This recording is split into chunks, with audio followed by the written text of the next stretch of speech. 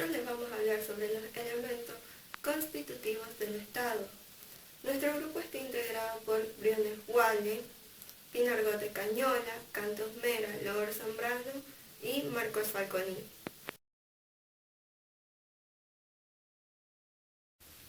Elementos constitutivos del Estado. Puesto que el Estado es una estructura político-jurídico, en su integración concurre una serie de elementos cuantitativos y cualitativos que le dan forma y características propias. La mayoría de los tratadistas de derecho constitucional han coincidido en que los elementos constitutivos del Estado son el pueblo, el territorio y el poder político, en el sentido equivalente al gobierno. El pueblo es el primer elemento constitutivo del Estado. Se refiere al conjunto de personas que están ubicadas dentro del Estado. No habrá Estado si no existe el pueblo y viceversa. El territorio es el segundo elemento constitutivo del Estado.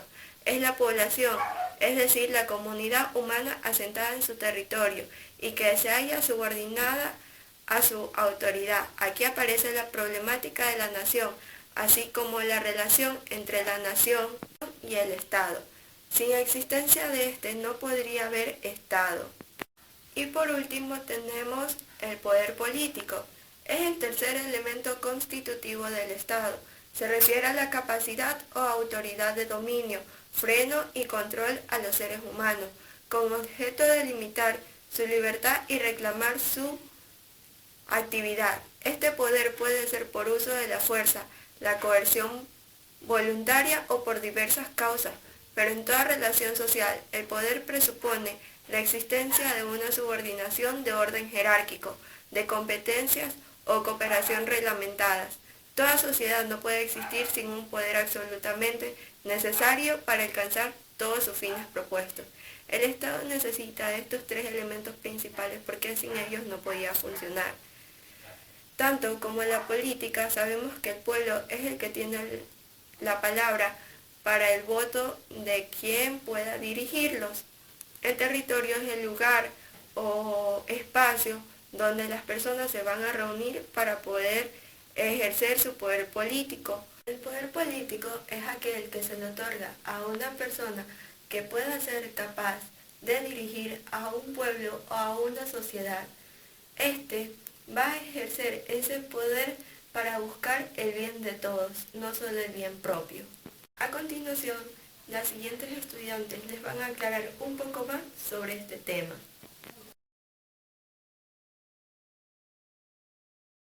El pueblo es un conjunto de personas que viven en una ciudad, país o en cualquier parte del mundo. Es necesario aclarar que en la democracia moderna el término pueblo se utiliza para mencionar a aquellas personas que pueden votar y ser elegidas. Esto significa que en el caso de Argentina, por ejemplo, los menores de 18 años, extranjeros sin carta de ciudadanía y otros exentos no forman parte del pueblo. Ser parte del pueblo en un Estado es un hecho de suma responsabilidad y un derecho que exige un cambio para todas las personas en absoluto. Para realizar estas funciones, las personas tienen el derecho al voto siempre y cuando lo hagan con responsabilidad. Entre pueblo y masa existe una gran diferencia, pues se dice que el verdadero pueblo está compuesto por ciudadanos que son realmente conventos de su responsabilidad, derechos y deberes.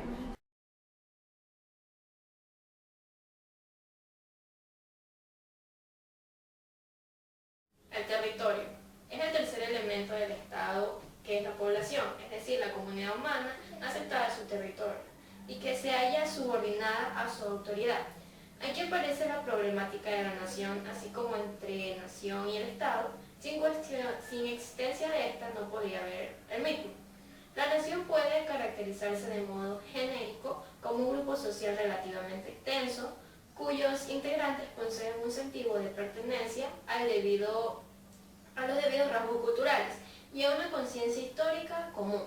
Los integrantes de una nación tienen una conciencia más o menos explícita, según los casos de formar parte de una comunidad distinta a los demás. Esta conciencia nacional implica la identificación con valores culturales comunes, así como vínculos efectivos de solidaridad entre la integridad. La nación se define, por lo tanto, en términos esencialmente socioculturales e históricos.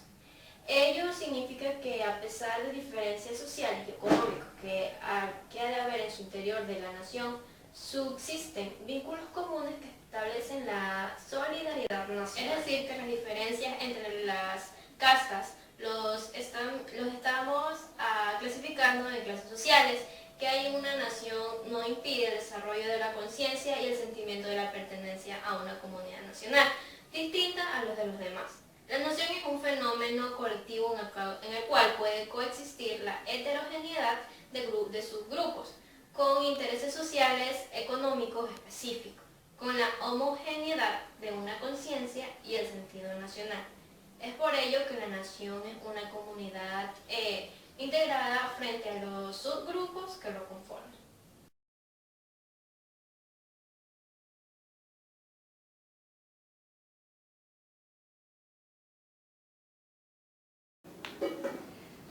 Muy buenas tardes, profesor y compañeras. En este caso vamos a hablar de las funciones del Estado ecuatoriano.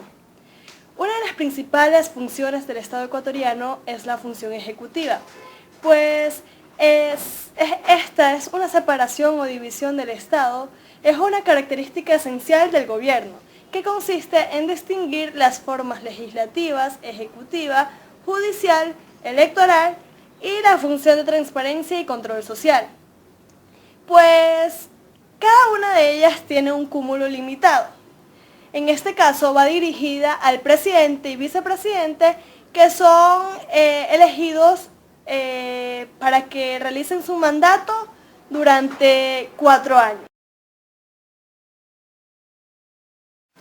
La función legislativa corresponde a la Asamblea Nacional, pues está integrada.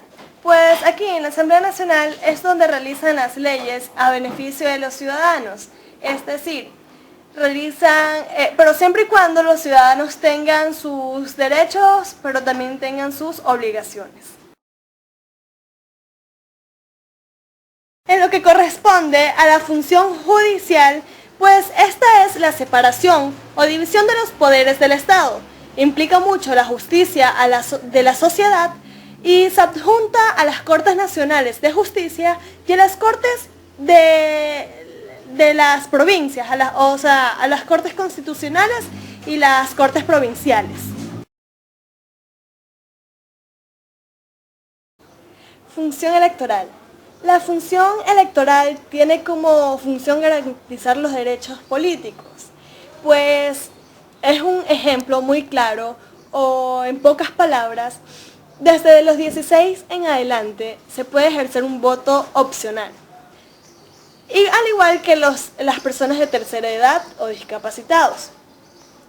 Desde los 18 hasta una edad adecuada pueden dar su voto pleno, pueden hacer valer su palabra, su decisión, siempre y cuando para la mejoría del pueblo. Pueden dar su voto nulo o no dar pero obviamente no pueden dejar de votar, ya que es un derecho, pero también es una obligación ciudadana. En lo que corresponde a la función de transparencia y control social, pues es una entidad autónoma que forma junto a la Defensoría del Pueblo, la Contraloría General del Estado y la Superintendencia de la Función de Transparencia y Control Social de la República del Ecuador. En este caso están integradas las organizaciones del sector público y de las personas naturales y jurídicas del sector privado. Es decir, todas estas personas están incluidas en un mismo nombre, que es transparencia y control social.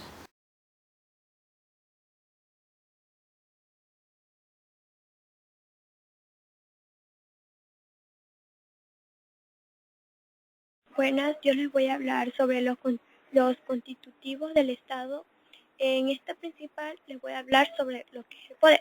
Es la capacidad de ejercer un dominio y control de las personas y así reglamentar su actividad y comportamiento. El término poder tiene múltiples Definiciones y uso. Esta palabra, como sabrán muchos de ustedes, se utiliza para describir la facultad, habilidad, capacidad y autoridad para llevar a cabo una determinada acción. El poder implica poseer mayor fortaleza corporal e intelectual y en relación a otro individuo superarlo en una lucha física o en una discusión. De todas formas, el uso más habitual del término refiere al control, imperio, dominio, jurisdicción que un hombre dispone para concretar algo o imponer un mandato. Así el poder se relaciona con el gobierno de un país o con la herramienta en la que consta la facultad que un ser humano le otorga para que en representación suya pueda llevar a cabo un cierto poder. Es además una oposición o la tendencia de algo. Hay diferentes tipos de poderes, entre estos tenemos el poder absoluto, describe el despotismo, el poder adquisitivo que da la disponibilidad económica para comprar bienes, controlar servicios y diversas índoles. El poder constituyente es aquel que hace foco a lo que es la soberanía popular para lograr una organización mediante sus constituciones. El poder ejecutivo, aquel que supone la potestad para hacer y reformar las leyes. El poder judicial, al que ejerce la administración de la justicia, entre otros. Se conoce también un cuarto poder, que esta es una expresión con la que se intenta plasmarse la gran importancia que tiene la prensa hoy en la sociedad de todo el mundo y que se considera que a través de los distintos medios que se integran se puede conseguir influir en la ciudadanía, así como ofrecer una fuerte presión sobre los distintos dirigentes políticos.